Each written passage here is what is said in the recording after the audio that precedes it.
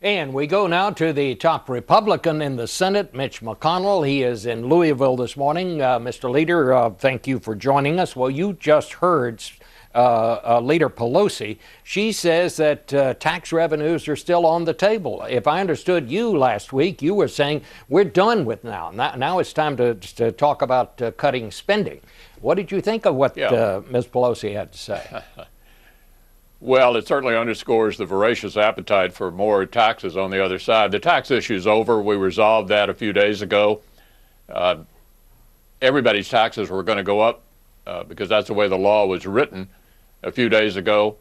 90%, 95% of Senate Republicans voted for permanent tax relief for 99% of the American taxpayers and 500,000 small businesses. Not a single Republican senator voted to raise anybody's taxes.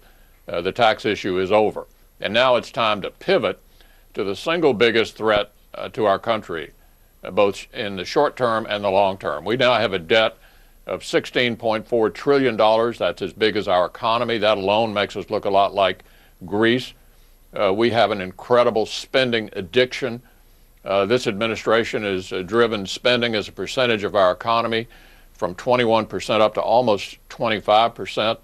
It's time for the president to pivot and lead us in a discussion about saving this country for our children and our grandchildren. Well, this is simply unsustainable. It does not sound from what we just heard from Ms. Pelosi that she doesn't seem to be pivoting. I mean, she speaks for the president's party here. It sounds like from her point of view, that finding more revenue is still on the table. Or when you're saying no more taxes here, are you also saying no more tax reform, that there are not going to be some deductions eliminated?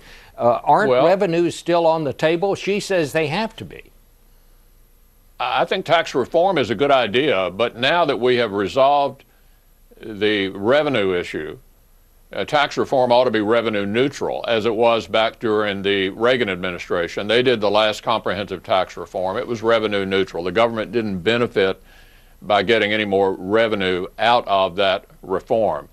In fact, Bob, I think there'll be a bipartisan majority in the Senate will have the view that the tax issue is behind us. So the question is, and we all know that we have this massive debt and deficit, not because we tax too little, but because we spend too much.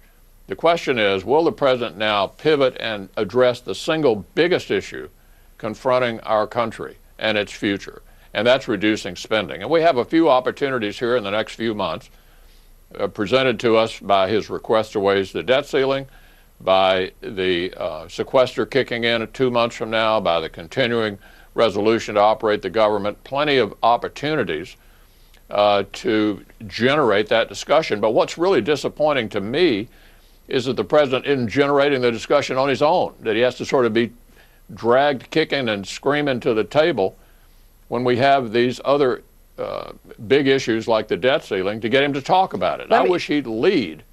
Let me just ask you, some of your colleagues in the Senate, John Cornyn of Texas, part of the leadership, in a op-ed piece in one of the Houston papers yesterday, said that Republicans have to be prepared basically to shut down parts of the government if they can't get the kind of spending cuts that are going to be needed here. Are you ready to go that far, Senator McConnell?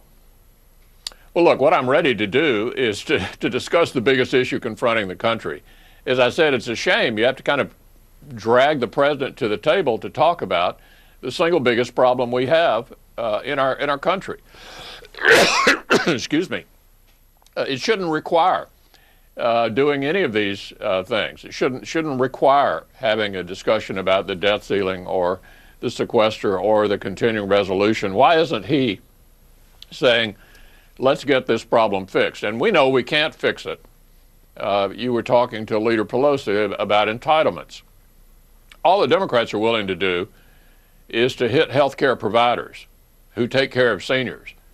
What they're unwilling to do for future generations is to make the eligibility for our popular entitlement programs fit the demographics of America. You know, when Social Security was passed in the 1930s, the average person lived to be 61. This year, the average male will live to be 79, the average female 81. For future generations, these programs have to fit the demographics of our country. The trustees of the Medicare and Social Security system say we have about 10 years to go before Medicare is completely broke. When do we intend to fix this problem? My view is the time to fix it is now.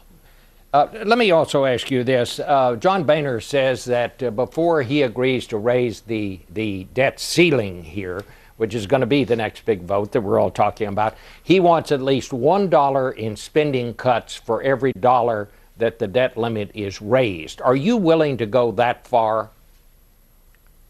Well, what I'm willing to say is that if the president won't lead us here in the direction of reducing this massive spending addiction that we have, then we have to use whatever leverage we have. And there are some examples of leverage coming along. The debt ceiling is one of them that hopefully would get the president engaged, even though he seems unwilling to do it on his own. Well, are you willing to say this morning, Mr. President, you're going to have to do that? You're going to have to cut, for every dollar we raise that debt ceiling, you're going to have to cut $1 in spending? What I'm saying is I want the president to lead us in the direction of solving the single biggest problem confronting the country. The American people elected divided government. They didn't give either side total control. They don't expect us to sit here and do nothing for the next 2 years. I would love for Mitt Romney to have been elected president, but he was not. And so this means we have to work together. And it's clear that the biggest problem, Bob, is the massive federal spending. All right. I'm going to say with respect, I don't believe you really answered my question, but we'll go on to something else. Washington Post reports this morning that the administration is talking about a very extensive program to control weapons, going beyond just reinstituting the ban on assault weapons. They're talking about databases. They're talking about setting up data on, you can tell when you have a background check on people, stronger, more information on people, the mentally impaired people getting guns. Are you ready to seriously consider those things? Are Republicans ready to do something on this issue? Well, I think first we want to wait and see what Vice President Biden recommends with his task force. Clearly, we'll not be addressing that issue early because spending and debt are going to dominate the first 3 months. And when the Vice President comes up with some recommendations, I'm sure the House and Senate will take a look at them. All right. Well, Senator, thank you so much for joining us this morning. Thank you. And we'll be back in a moment with some personal thoughts.